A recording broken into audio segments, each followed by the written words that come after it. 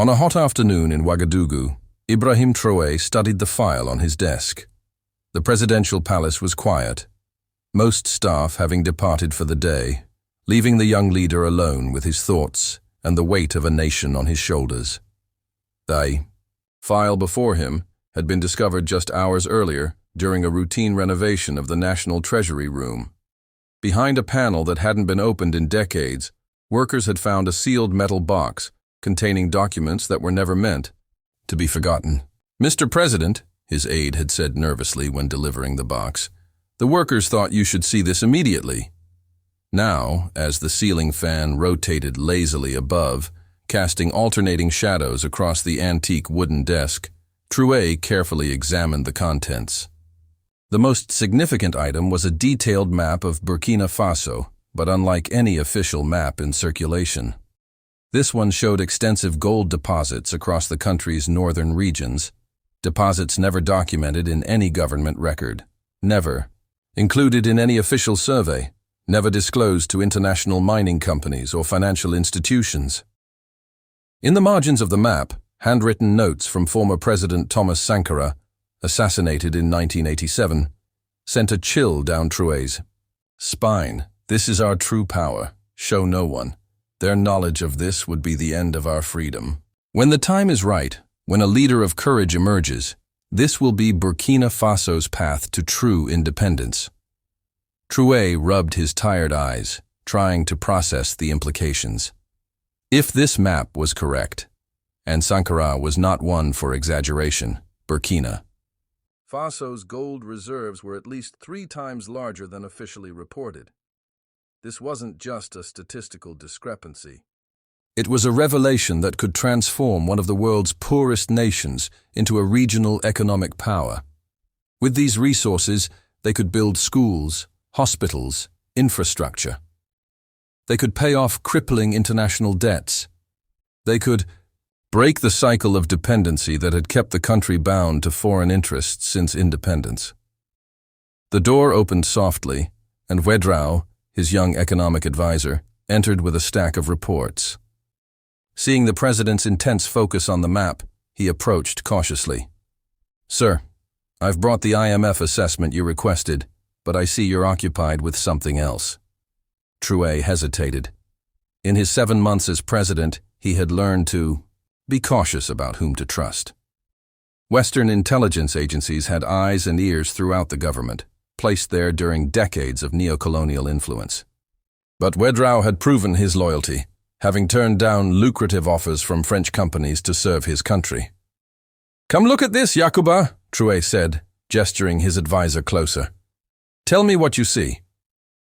Ouedraogo studied the map, his expression transitioning from curiosity to shock as he comprehended what he was seeing. "Mr. President, is this accurate? It bears Sankara's signature and seal. He was many things, but never a man who would fabricate something of this magnitude." Ouedraogo traced the gold deposit markings with his finger. The Djibo region, the Gourma Mountains, areas they'd been told were either devoid of resources or inaccessible, due to security concerns. Areas, Traoré noted, where French special forces have maintained a heavy presence for years under the pretext of counter-terrorism operations. The two men's eyes met, a moment of understanding passing between them. "We must verify this information," Ouedraogo said finally. "We need to examine these regions, take samples, confirm what the map suggests." Traoré nodded. "And we must keep this absolutely secret.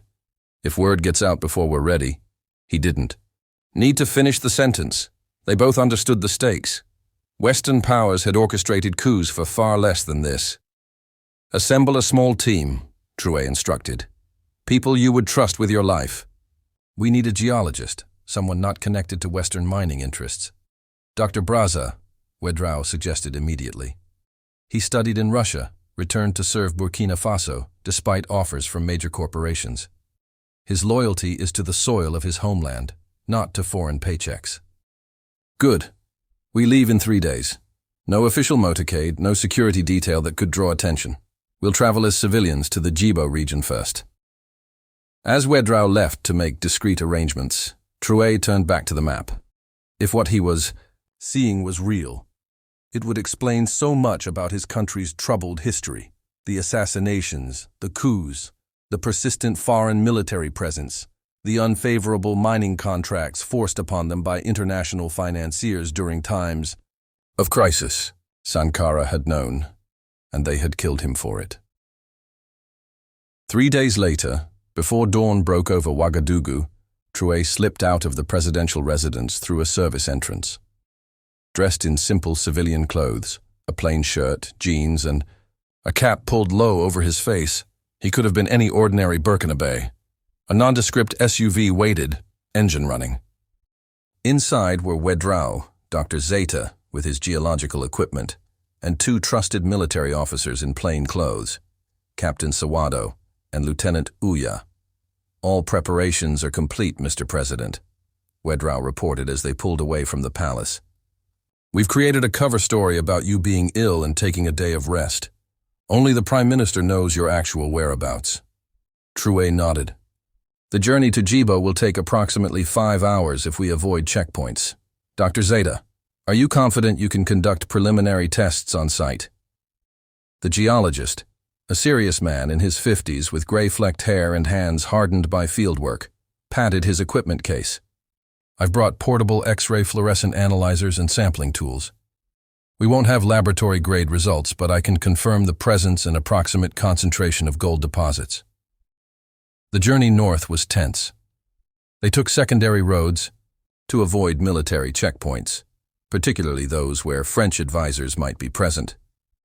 The landscape gradually transformed from the urban sprawl of the capital to savanna, and finally to the more arid, rocky terrain of Burkina Faso's northern provinces.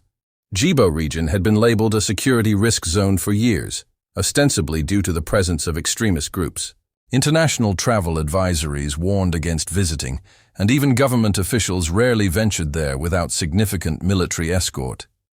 Yet as they drove through small villages, what Traoré observed was not a hotbed of terrorism, but communities struggling with poverty and neglect. People trying to survive in a harsh environment with minimal government support. "These villages see more French soldiers than they do government services," Captain Sawado commented grimly as they passed through a settlement where children played in dusty yards and women carried water from distant wells. By mid-afternoon, they reached the specific area marked on Sankara's map, a nondescript stretch of rocky terrain surrounded by low hills. To the untrained eye, it looked like countless other landscapes across the Sahel. Nothing suggested. It harbored one of Africa's largest untapped gold reserves. "This is it," Dr. Zeta confirmed, consulting both the map and his GPS device. "The coordinates match exactly." They parked in the shadow of an outcropping, setting up a small camp that could pass for a geological survey team. Not unusual in West Africa, where resource exploration was common. Dr. Zeta immediately began collecting soil and rock samples, while the others maintained a watchful perimeter. As the sun began its descent toward the horizon, casting long shadows across the landscape, a dust cloud in the distance signaled an approaching vehicle. Captain Sawado raised his binoculars. "Local vehicle," he reported. "An old pickup truck. 2 occupants." Tension eased slightly, but hands remained close to concealed weapons as the truck approached and stopped a respectful distance away. An elderly man emerged, using a wooden staff for support, followed by a younger man who appeared to be his grandson. "Visitors are rare in these parts," the old man called out in Moor, the local language. "Especially important visitors who disguise themselves as ordinary men." Traoré exchanged glances with his companions. How had this man recognized him despite his civilian attire? He stepped forward, deciding that honesty might be the wisest approach. "We are conducting a geological survey," he replied in the same language. The old man smiled, revealing missing teeth. "The president of Burkina Faso does not travel to Djibo in secret for a routine survey." He gestured to the surrounding landscape. "You have come for what lies beneath, have you not? What has been hidden from your people for generations?" Stunned, silence fell over Traoré's group. The elderly man approached, moving with surprising agility despite his apparent age. "I am Bationo," he introduced himself. "My grandfather was a spiritual leader in this region during the time of the French occupation. Come to our village. It is not safe to stay in the open as night approaches, and there are things you should know." Against the security officer's reservations, Traoré made the decision to follow Bationo to his village, a cluster of traditional homes about 4 kilometers away. As they entered the settlement, children ran alongside their vehicles, curious about the strangers, while adults emerged from their homes, somehow sensing that this was no ordinary visit. They were led to the village's central meeting place, where elders had already gathered as if expecting them. A meal was being prepared, and Traoré was invited to sit in the place of honor. Protocol would normally demand that his identity be concealed, but it was clear these villagers already knew who walked among them. "How did you know who I am?" "Traoré," asked Bationo directly. The old man, who Traoré now realized must be well over 100 years old, smiled again. Words, in ways the French never understood. When a true son of the soil moves, the soil knows. As night fell and lanterns were lit, casting warm light over the gathering, Bationo revealed a story that had been passed down through generations of village elders. "The French discovered gold here in 1953, he began, his voice carrying surprising strength. Their geologists found what they called the mother lode, a gold deposit so vast it would have made our country one of the richest in the region. But colonial powers do not make colonies rich. They extract wealth and leave poverty." He described how the French colonial administration had classified the discovery as a state secret, planning to announce and exploit it only after ensuring proper control mechanisms were in place to prevent the wealth from empowering independence movements. "But one of their geologists had a conscience," Bationo continued, "a man named Duval, who had lived among us and taken a Burkina Faso wife. He revealed the truth to our elders and helped create maps documenting all the gold deposits across our land. When independence came in 1960, these maps were secretly passed to the new government, but successive leaders were either corrupted or threatened into silence. Only Thomas Sankara had planned to use this knowledge to break free from neocolonial control, a plan cut short by his assassination.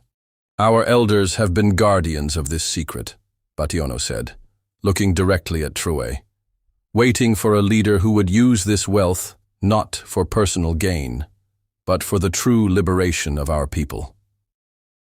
Dr. Zeta approached, interrupting the Ikaw storytelling with barely contained excitement. "Mr. President," he said, forgetting protocol in his enthusiasm, "the preliminary results from my samples, the gold concentration is extraordinary. If these readings are consistent throughout the region marked on the map, we're looking at one of the largest gold deposits in Africa." A murmur went through the gathering. Traoré absorbed this confirmation, feeling the weight of history and possibility pressing down on him. Before he could respond, Captain Sawado rushed in from the perimeter, where he had been monitoring communications. "Mr. President," he said urgently, "we're picking up unusual radio traffic. French Special Forces units are mobilizing from their base in Ouagadougou, citing intelligence about terrorist movement in this exact region. They're deploying helicopter units." The revelation sent a chill through the gathering. It couldn't be coincidence. "How could they know?" Ouedraogo asked, voicing everyone's concern. "We have a leak," Traoré said grimly. "Someone in the palace must have observed our departure or accessed information about our journey." Bationo raised his hand for silence. "There is another way to Doug," he said. "Ancient paths, known only to our people. No French helicopter will find you there." Within minutes, they were moving again, this time following Bationo's grandson through the darkness along barely visible trails that wound through ravines and dense acacia groves. Behind them, they could hear the distant thump of helicopter rotors approaching the village they had just left. The journey back to the capital took all night, traveling on foot and by borrowed motorcycles through terrain that seemed impassable, but yielded to local knowledge. As dawn broke, they reached a small farming community just outside Ouagadougou. where a loyal minister waited with vehicles to transport them back to the presidential palace through service entrances. By the time Traoré re-entered the palace, reports were already coming in. French special forces had conducted a counter-terrorism operation in the Djibo region, specifically targeting the village where they had met with Bationo. The official statement claimed they had intelligence about a high-level terrorist meeting. No mention was made of geological surveys or gold. Traoré immediately convened his most trusted advisors, Security Chief Ouedraogo, Finance Minister Kabore, and Defense Minister Sankura, no relation to the former president, but named in his honor. The small group gathered in a secure room, regularly swept for surveillance devices. "The situation is clear," said Traoré, spreading Sankura's map on the secure conference table. "This map shows gold reserves that could transform our nation. But the French have somehow learned about our discovery, and they will do everything to prevent us from accessing these resources."